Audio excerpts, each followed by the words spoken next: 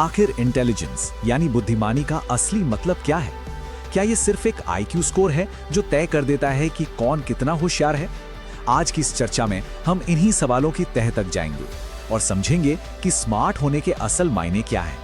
तो शुरुआत इसी सवाल से करते हैं कि आखिर कोई सच में इंटेलिजेंट है, ये हम कैसे तय करते हैं? क्या इसका मतलब सिर्फ अच्छे ग्रेड्स लाना और बड़ी-बड़ी डिग्रियां हासिल करना है? एक मिनट के लिए सोचकर देखिए। एक तरफ एक ऐसा मैकेनिक है जो पढ़ा लिखा नहीं है, लेकिन गाड़ी की सिर्फ आवाज सुनकर बता देता है कि इंजन में क्या खराबी है।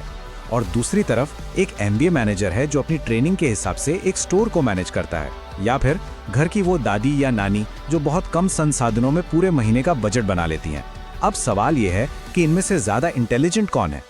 इसी सवाल का जवाब ढूंढने के लिए आज हम बात करेंगे कि किताबी ज्ञान से परे असल इंटेलिजेंस है क्या, ये आईक्यू का कॉन्सेप्ट आया कहां से, इसके स्कोर का मतलब क्या होता है, कौन सी चीजें आईक्यू पर असर डालती हैं, और सबसे जरूरी बात कि ये सिर्फ एक लेबल है, किसी की किस्मत का फैसला नहीं। ठीक है, तो सबसे पहले ये समझते हैं कि आखिर इंटेलिजेंस है क्या।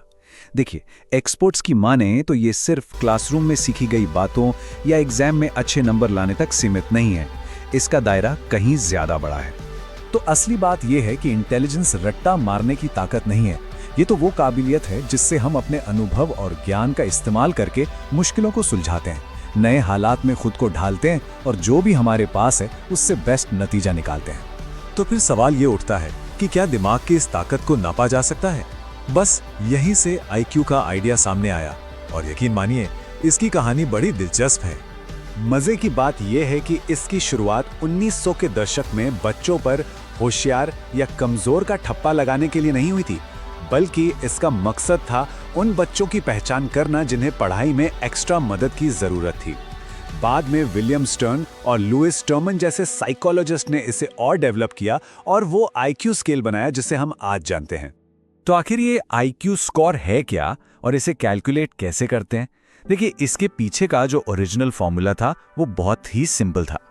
ये पुराना फॉर्मूला किसी की मेंटल एज की तुलना उसकी क्रोनोलॉजिकल एज यानी असली उम्र से करता है। मेंटल एज का मतलब है कि कोई इंसान दिमागी तौर पर किस उम्र के बराबर के सवाल हल कर सकता है। चलिए एक उदाहरण से समझते हैं। मान लीजिए एक बच्चा है 5 साल का, लेकिन वो उन सवालों के जवाब दे देता है जो आमतौर पर 10 साल के बच्चे देते हैं। तो उसकी मेंटल एज हुई 10 साल। फॉर्मूले के हिसाब से उसका आईक्यू स्कोर 200 निकलेगा।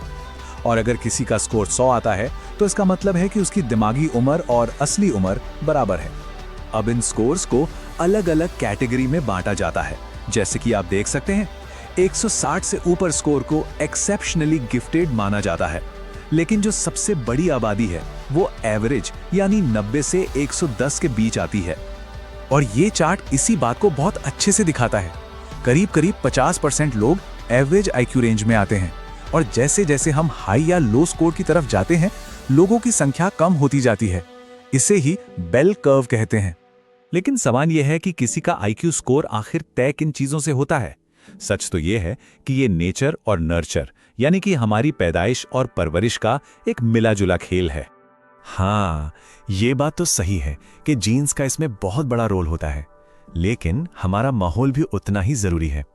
जैसे प्रेगनेंसी के दौरान माँ की सेहत और खानपान कैसा था, बचपन में हमें कैसा माहौल मिला, बातचीत और खेलने कूदने के कितने मौके मिले, हमें अच्छा खाना मिला या नहीं, और हमारी पढ़ाई लिखाई कैसी हुई, ये सब कुछ मिलकर हमारे दिमाग को शेप देता है।